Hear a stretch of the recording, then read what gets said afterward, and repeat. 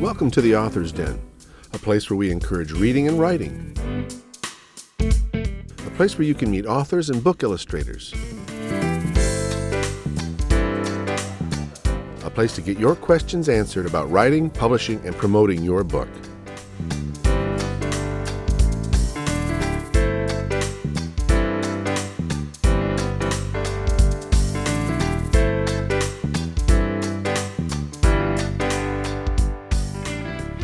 Hello and welcome to the Author's Den. I'm your host, Mike Talley, and with me today is my special guest, Cheng.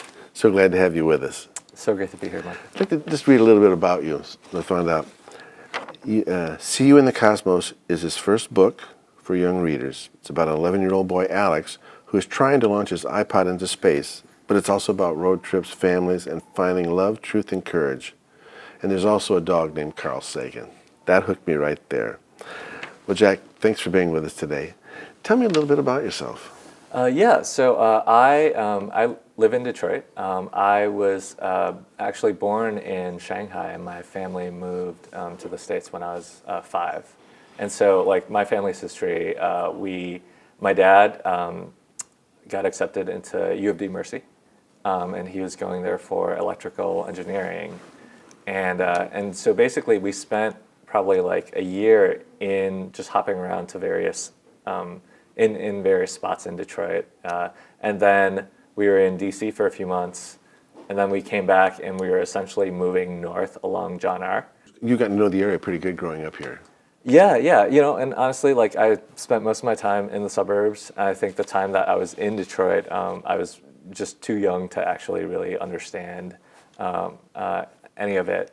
And then I went to University of Michigan, and after college, I moved to New York and lived there for about 9 years.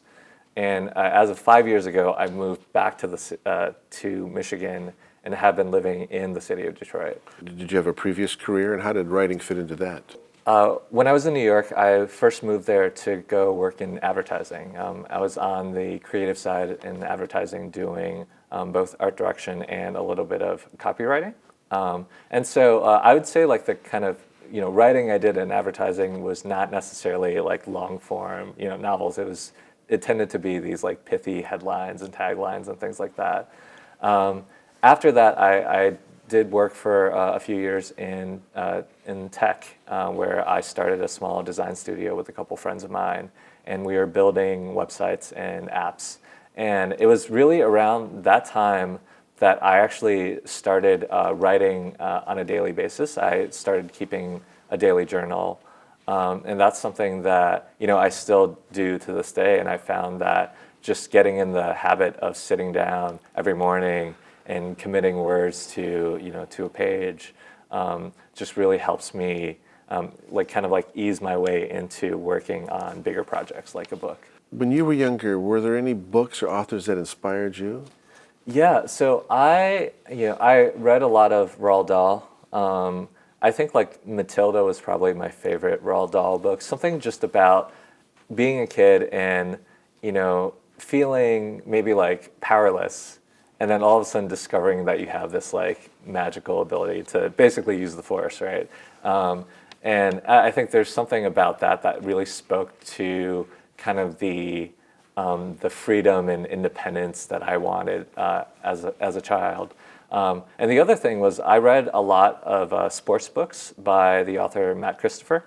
So like The Kid Who Only Hit Homers, and I think those were the years I was playing.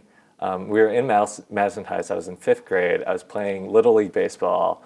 It was the same year that I think like Angels in the Outfield and Rookie of the Year and all those like kids sports movies came out. So I was like full into anything related to like books and sports, and yeah. That's good. When did you start writing? I've always done well in like school with like essays, and as a kid I'd like write little stories and make little books on my own. I actually found this like kind of like picture book that I made probably in like 3rd or 4th grade that I show in like my school presentations of. I was like really into dragons, so it had a dragon. It was a story about a dragon, and the protagonist of this book I think it was the year that like Terminator 2 came out. So it was Arnold Schwarzenegger was basically, as a kid, was the protagonist of the story. That's great. And so yeah, so I think like, you know, as like a lot of kids do, you know, we just like make up stories, and it's like very natural to tell stories and, you know, and write as a kid. And I think that's something that as we grow older, we kind of like outgrow, or like we start to think that maybe that's like not one of the viable careers, which it can be, you know, and I think I'm proof of that. Did you have another novel that you published yourself? Can you talk about that? Yes. So while I was working in tech, in my spare time, I wrote a novel that was about, there were two main characters, a guy and a girl, and they were both in their 20s living in New York. It was kind of this way for me to just like process my own experience, like working in advertising, and kind of like being in New York in my early 20s. And that was a book that, you know, I'd come back from the office and just spent like an hour every night, or like a couple hours on the weekends. And over time, I just realized that I enjoyed doing that so much more than like my day job. I said to my friend, like, you know, it's something I'd be like writing is something I'd be willing to like move back to Michigan and live out of my parents' basement so I could keep doing, and I couldn't say that about anything else in my life. It didn't actually come to that, but I think that was a moment of realizing that like I was a writer. And so that was a book that I ended up self-publishing. I did a Kickstarter campaign to raise some money in order to do a small print run of hardcovers that I hired a freelance editor to work with, and I designed you know, the jacket and the interior of the book myself. And What's it called? That book's called These Days. These Days. Yes. Well, talk to me about how the See You in the Cosmos came about, and tell me about Alex. Yeah, so See You in the Cosmos came about as I was wrapping up These Days and getting close to finishing it. I was back at my parents' house in Michigan for Thanksgiving. And I have a younger brother who's he's like 8 years younger than I am, and we were just hanging out in his room, and I saw that on his bookshelf he had a copy of Carl Sagan's book Pale Blue Dot, and like I pulled it off the shelf, and I remembered learning about not only Carl Sagan but about the Voyager Golden Record from this podcast or NPR program Radiolab. I think Carl Sagan had the idea to like basically create this like gold-plated vinyl record that he would put on the sides of the Voyagers 1 and 2 spacecraft. And these spacecraft were going to the outer planets to like photograph them and study them, and you know they were just going to keep drifting off into space. And so the idea was that if aliens should one day, you know, find these spacecraft, using the instructions on the cover of the record, they'd figure out a way to like play it and get a sense of like life on Earth. And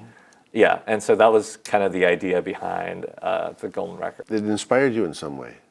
Yeah, and so I mentioned, you know, I was home for Thanksgiving. After that night, I went to bed, and when I woke up in the morning, it was almost like a dream. This idea about, you know, a boy and his dog trying to launch his iPod into space. And I think just the nature of the record with all its like audio recordings of music and, you know, people saying hello in 55 languages, I think that really inspired the format of the book, which is it's told through the recordings that Alex is actually making on his iPod. And so those are things that sort of came together right away as I had the idea. And I was so excited about it. I started working on it either that same day or the next day. And I think that excitement also translated to Alex's character and his just like kind of like boyish enthusiasm for everything, for especially space and rockets, but just for the world. What's the response been like to the book? The response has been like tremendous. When I was working on it, I wasn't necessarily like thinking about. Actually, early on, I wasn't even necessarily thinking that it was going to be a kid's book. It's just I had a like 11-year-old main character, And there are plenty of adult books that have kid main characters, but as I was working on it and really getting into Alex's character and voice, it became something that was more appropriate for, I think, the kid reader, or more accessible for the kid reader. And I have a literary agent that I actually met while I was working on my first book. And so we really started working together with See You in the Cosmos. And when I sent it to her, she was like, "Oh, we need to be pitching this to, children's and young adult publishers." Do you mind if I ask how old you are? Yeah, I'm 35.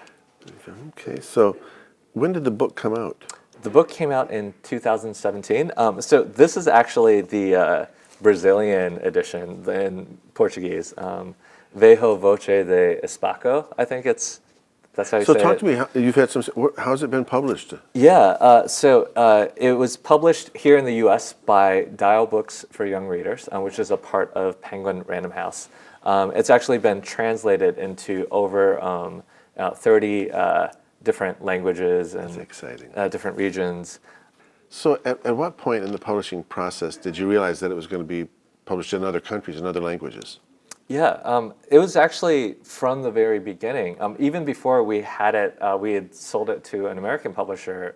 So my literary agent, her name's Jessica Craig, and her background, she spent like decades working in foreign rights. So before she was representing authors as their like primary agent, what she would do is she would work, with other primary agents and help them get their authors' manuscripts translated and published internationally.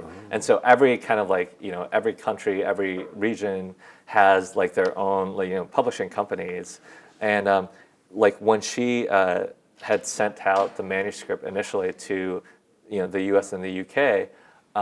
Through there are these people called who are like literary scouts that then and that process has just been tremendous. I self-published my first book and went through all that mostly on my own.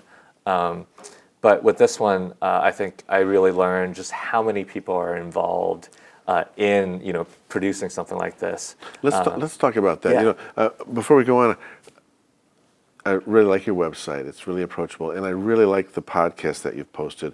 I've had a chance to listen to most of them, and I've learned so much already. And I think anybody who is thinking about becoming an author or wants to publish will learn a lot from that.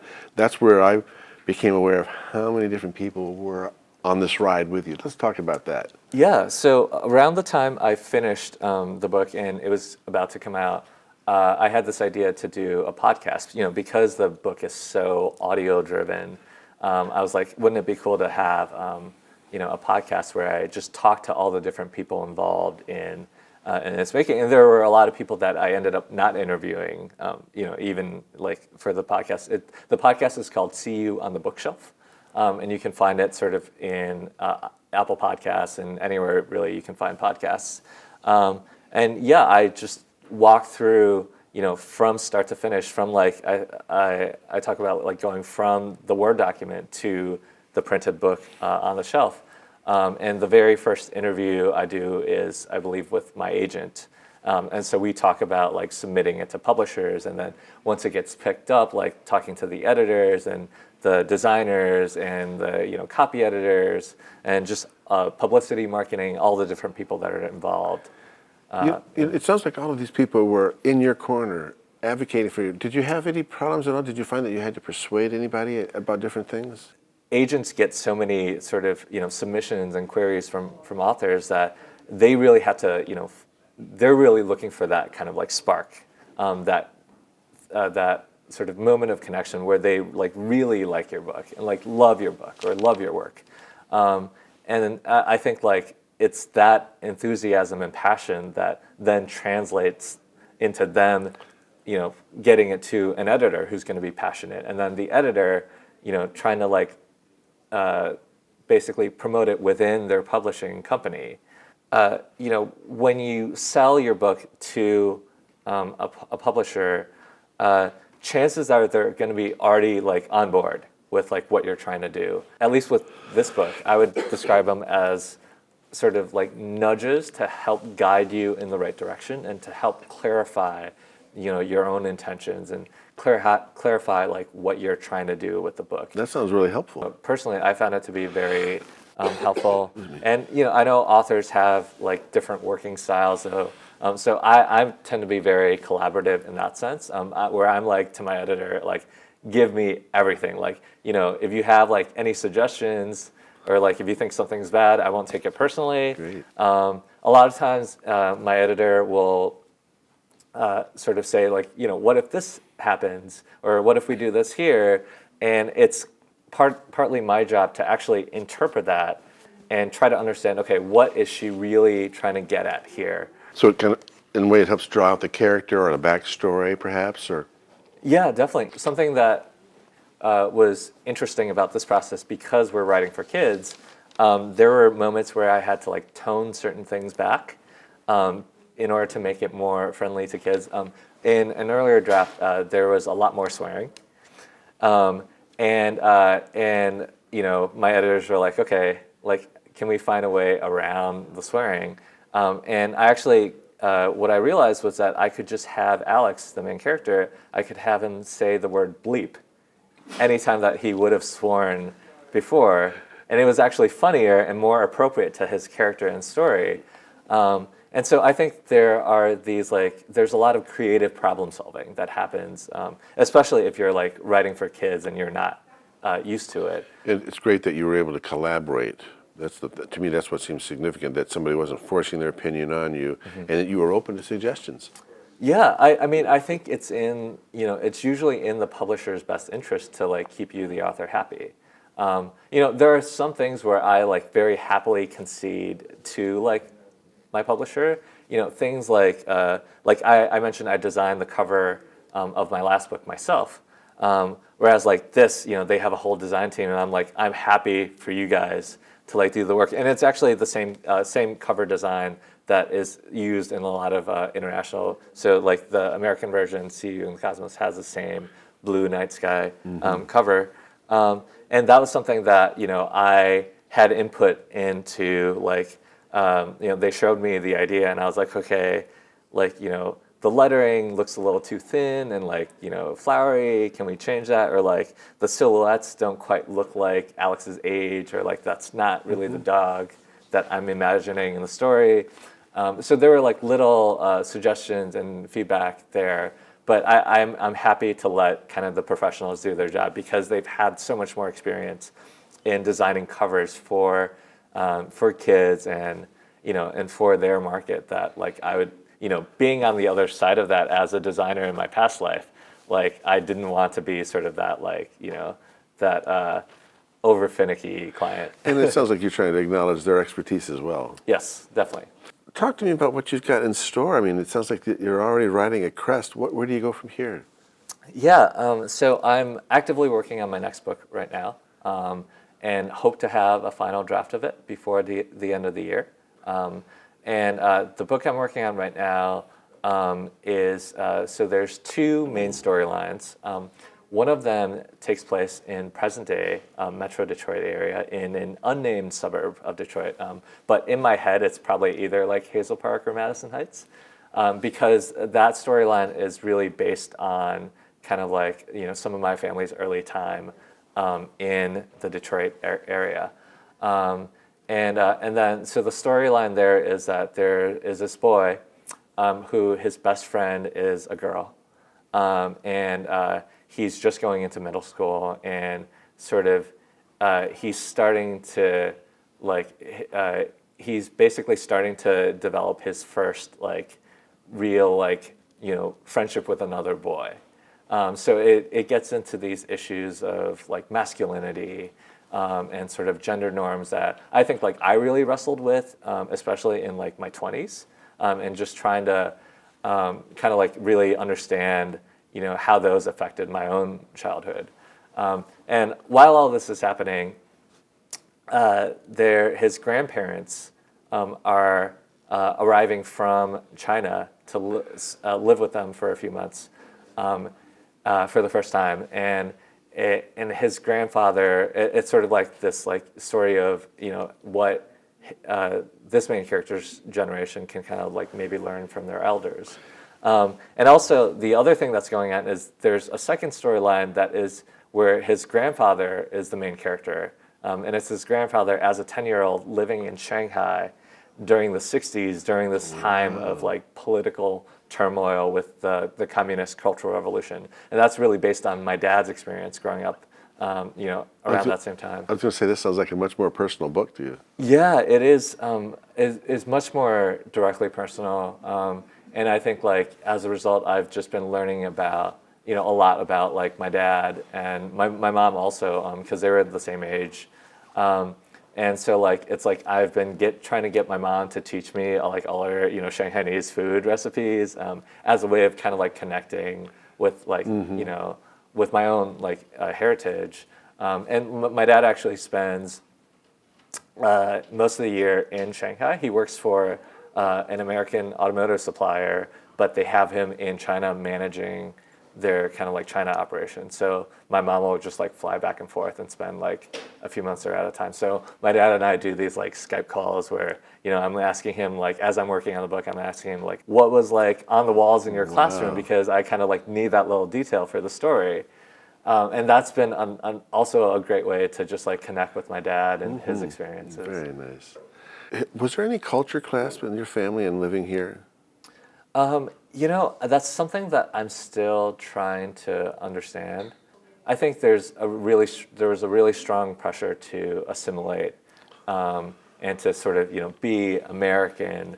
And I think like as a kid, I really like rejected like my Asianness and my Chineseness, and that's something that I'm really, as an adult, I'm really rediscovering and reconnecting with, and trying to like forge kind of like my own identity, that is both like respectful of that past and also cognizant of the fact that it's like a different experience being a Chinese person growing up in America. And this next book is going to be I think it's going to be real nice for you. Then you can bring it all together.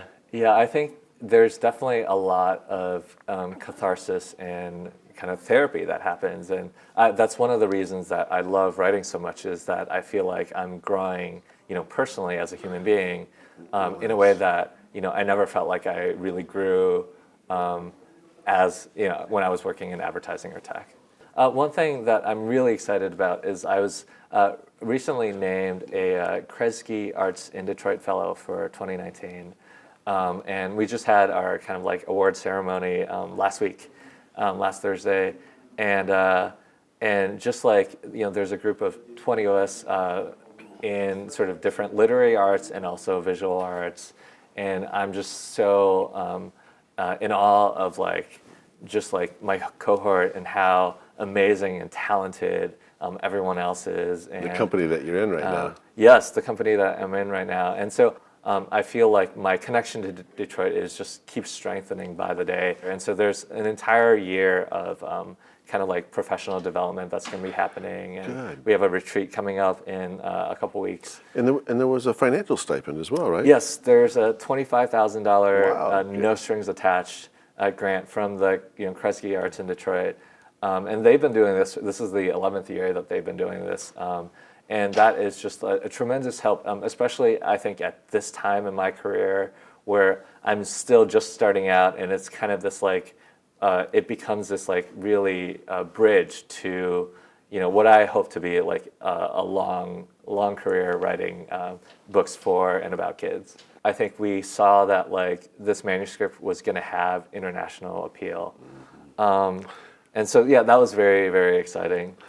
Are you concerned that about the translations? Were there any particular passages that you were concerned might not come across? I was actually not too concerned about that. I think because, like, Alex's story, it starts, he lives in Colorado, and he kind of embarks on this road trip in the American Southwest. First in order like to launch his rocket, but then like some other things happen that you find out as you read the book. I think like the attitude of a lot of the foreign publishers was that this was like a very it was a very American story, right? The same way that it's like if we're reading about a story that happens in like Spain or in China, we want the flavor of those countries. Another thing I should mention is that we sold it both in the US and the UK simultaneously. So I actually had 2 editors working with me on See You in the Cosmos.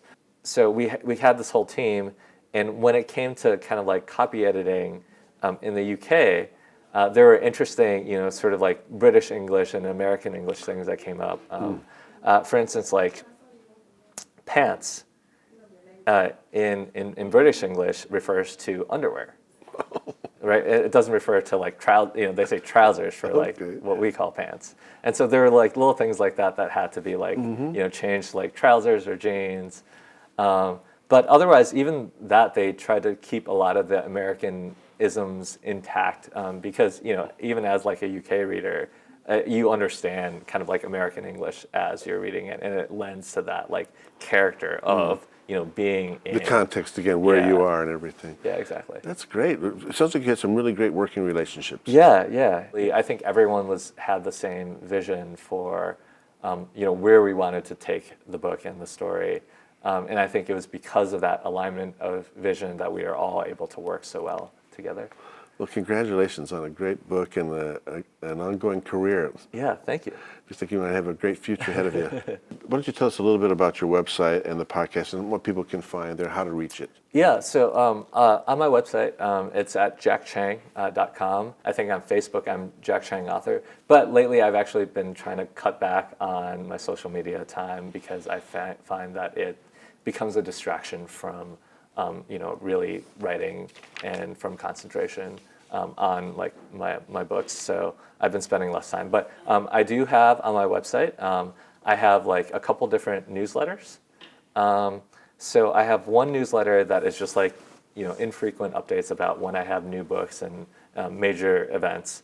I also have a Sunday newsletter that I write weekly.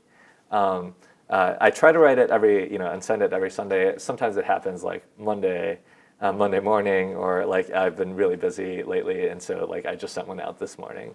And those are kind of like more, they're like rougher, like weekly updates on like the writing process. And so I try to like really in these like weekly newsletters tie, things I'm going through on a weekly basis to the writing process and to my work on my fiction. One thing I think I should mention, the camera guys that are here today and myself, we love pets, and I saw that you have a pet. Yes. Growing up, I actually didn't have any pets. My parents wouldn't let me get a dog, and I was like mildly allergic to cats. But after finishing the book and spending so much time with Carl Sagan, the dog in the book, I realized that it was finally time for me to get a dog. So I ended up going to the Humane Society and I adopted a dog who's actually, weirdly, his name is Matisse, like the painter. He's like, his personality is also very similar to Carl Sagan's in the book. He's also just a very shy, fearful kind of dog. When I went to go adopt him, they take you into sort of the little room so you can like spend some time with the dog. And like, first of all, he had to be like carried into the room because he didn't like crossing doorways. And the other thing is like once we were there alone, there's like a chair in the corner that I was sitting in. He basically just like scampered underneath the chair and just like sat there the whole time. And he was 10 months old when I adopted him, and I was like, okay, this like for some reason I was like, this is the pup for me. How's it going? It's going well. He's gonna be 3 next week. And he's just like really come out of his shell, and he's still like, he can be very shy, but I think his like playfulness and his silliness has really like come to the surface, and he's just gotten so much more, outgoing. He's going to be on the journey with you. Is he in the next book? He is not in the next book right now, so still working on the next book. Who knows? Well, Jack, thanks for making the time to come here today. I really appreciate talking with you, and boy, I wish you more success if that's possible. I know that the Kresge grant is a real icing on the cake for you, and I hope it proves to be helpful for you this year. Thank you so much. Congratulations on Thanks. everything. Thanks very much.